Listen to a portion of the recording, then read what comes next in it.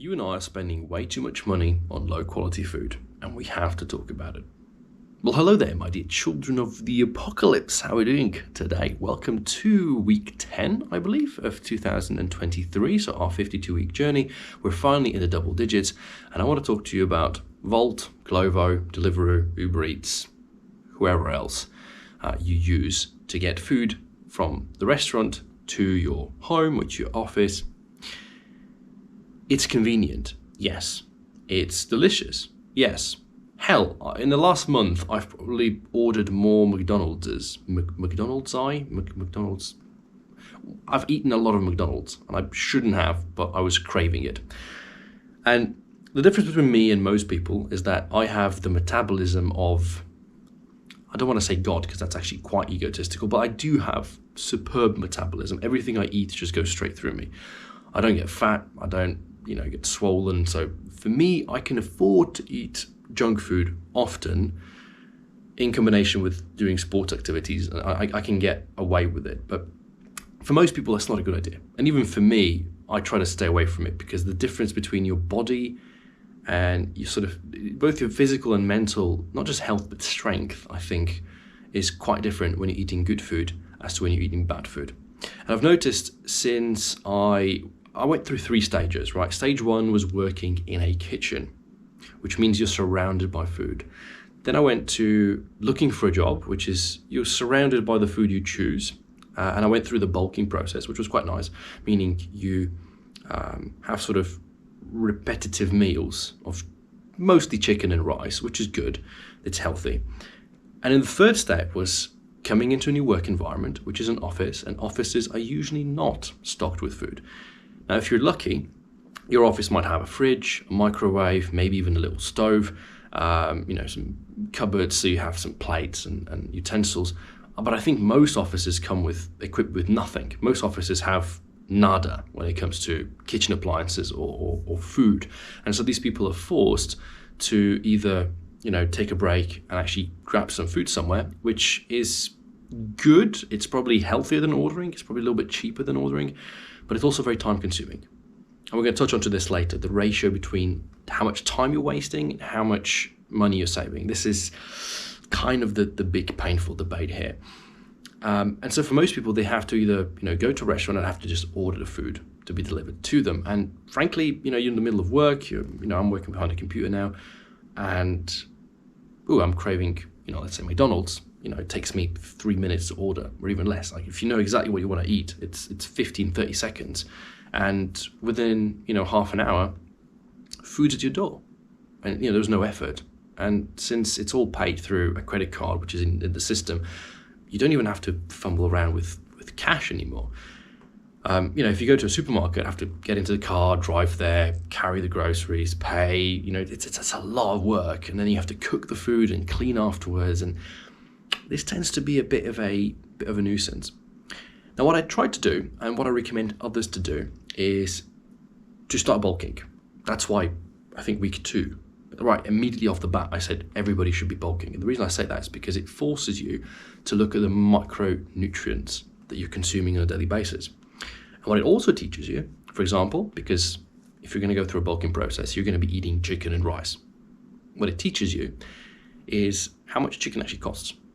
So what I did is whenever I go to the supermarket, and I go to the same supermarket every single time, I'd look at the price of chicken breasts. And whenever it's discounted, I would just ask the good old kind man that now knows me, you just give me like 2 or 3 packs of 2.5 kilos of chicken breasts. This way I guarantee that they're as fresh as they possibly can be, and I'm going to get them at a very, very good price.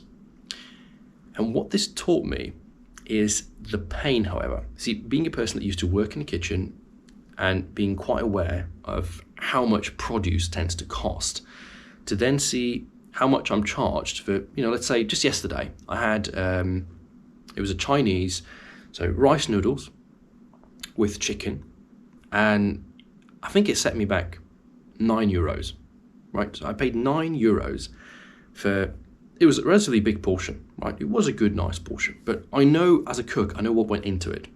You had a lot of rice noodles, you had a little bit of soy sauce that went into it in terms of like spices and sauce. Then you had a little bit of chopped cabbage, and that's all they put into it. And there were a couple of bits of chicken on top. In terms of grams, I would say there was maybe 50 grams of chicken in that portion. And yet I paid like 50% more for that portion of rice noodles and chicken than I would for a whole kilogram, right? For like 2 pounds of chicken. And when you start to make these connections, you realize, wait a minute. So every time I order and I get this food delivered to me, whether it's, I just, this is going to sound really weird, but ever since I started bulking, I look at everything I order as how much chicken breast would I get, how much raw chicken breast I would get for the same money. So when I order, a Big Mac from McDonald's, and it's €4.20, I think now, at least in our country. So $4.20 for a Big Mac, and I think, geez, I could get like 650 grams of chicken for the same, because I'm thinking how much more, not just how much cheaper it would be, but how much more nutrients I'd be receiving, how much more clean protein I'd be able to consume, which is, it's better for me, it's cheaper for me. All that it really will take is for me to go to the supermarket, get the chicken, and on the day that I want to eat it, I have to prepare it in the morning. That's the time consumption, right? So here's the argument. Here's the discussion part. I understand that there are people out there who have jobs that are paid on a certain level and require a certain amount of concentration and time. And so for that person, it actually might be more efficient, cost efficient and mostly time efficient, that they just order. Essentially, the cost difference between them having to go to the supermarket, take time to cook, take time to clean, which I understand most people don't like cooking, most people don't like cleaning. There are individuals like that. They're just, let's say I wake up at 7 in the morning and I spend half an hour just getting chicken and rice and a breakfast. So I'll eat the breakfast immediately, and chicken and rice I'll take to work. For most people, they can't be bothered with that. They'd rather just have, yogurt and some oatmeal or cornflakes and just be on their way, drink their coffee and off they go, because that's time they could spend doing work. They get to work half an hour earlier, they can leave work half an hour earlier, and that means that they don't really care, right? If that costs them a little bit of extra because they ordered a pizza or because they ordered a Big Mac, they will take that choice. But what I've noticed that ever since I started doing that more often, right, I started to bring my food less and order more, I think my overall energy has dropped. I think I'm no longer as concentrated and as combative as I would like to be. So I've taken it upon myself to say at least 3 out of the 5 days that I'm at work, I want to be eating healthy. And if that means chicken and rice every day, I don't care, but it has to be consistent, because I think that consistency slowly builds up. And I also think that if you force people to cook, if at least people try to get more meals prepared themselves, they'll feel a little bit more satisfied.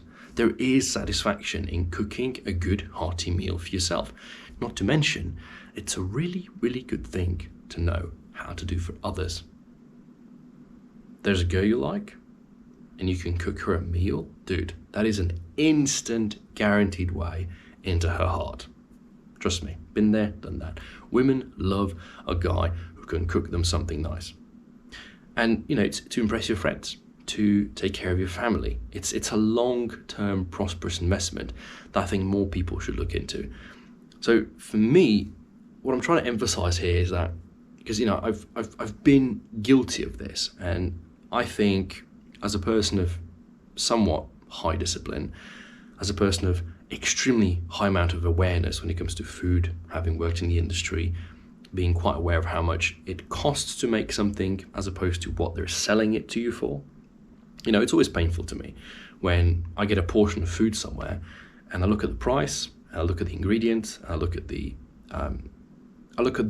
let's say quantity of ingredients. So in this case, when I was mentioning the chicken rice noodles, right, only about 50 grams of chicken.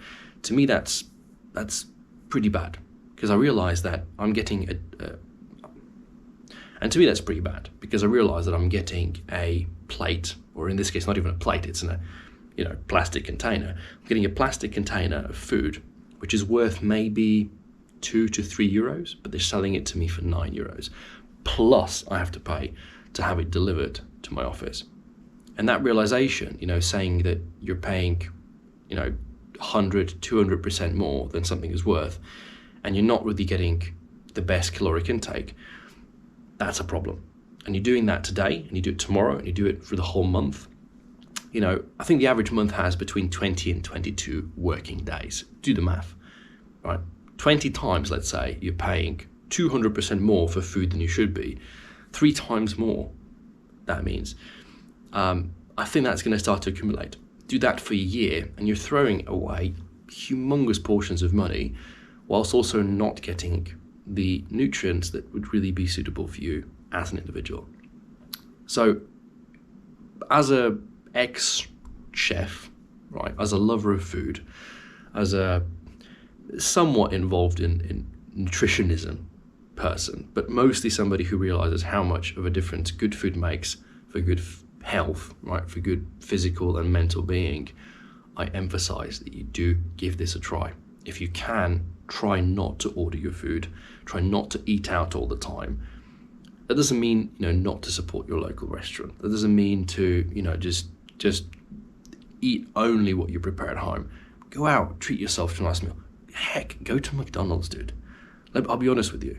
When I'm pissed drunk and I'm hanging with friends and one of them is like, yo, dude, let's go to McDonald's. I'm like, fuck yes. I'm really craving a nice, hamburger or a double cheese, or their fries are amazing. Hell, even just the apple pie to me is, the McDonald's apple pie is one of the greatest things in the world. Don't know why. Just love it. So treat yourself to it, but don't make it a routine. Because if you're going to eat McDonald's every single day, I think there was a movie. I think there was actually a movie about a guy who ate McDonald's for a month. And if you haven't watched it, it's a very old documentary. It might be back from we watched it in primary school, so I must have been maybe 10 years old. It's brutal. It is an absolutely brutal movie because it showcases, it's a documentary. It documents the whole path, the whole journey of him eating. Or maybe it wasn't for a month, maybe it was actually for the whole year. I have to check it. But whatever it is brutal because you see just how the person changes and how unhealthy all that food is. So from my heart, and mostly from my belly, because I like eating good food, I give that to you. Learn to cook. Get out there, make some nice meals. And if you're interested, I'd be glad to actually show some of my own meal prep, because it doesn't have to be complicated. In fact, as somebody who used to work in a kitchen, the food that I make for myself on a daily basis is ridiculously simple, because I like simple food. I like plain food, right? Minimum effort, just mix it all together, whatever, throw it in the oven, let it steam. Just simplicity is a key. But good food equals good body equals good mind. All right, guys, take care. I'll catch you in the next one. Ciao, ciao. No, wait, that's not the outro. Take care and safe flying.